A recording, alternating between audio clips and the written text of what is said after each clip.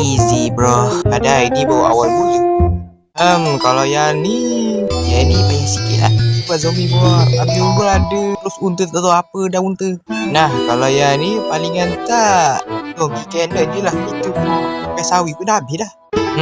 Susah sikit ni. Sebab main piano ni atur-atur. Lepas tu baby zombie naik lombu robot. Nah lah. Ini payah sikit lah. Lagi lawan bos. Itu payah sikit dah. Aku tak make sure ini susah ke senang. Palingan tak cuma buat wayang dengan cangkul je. Yes, ini easy bro.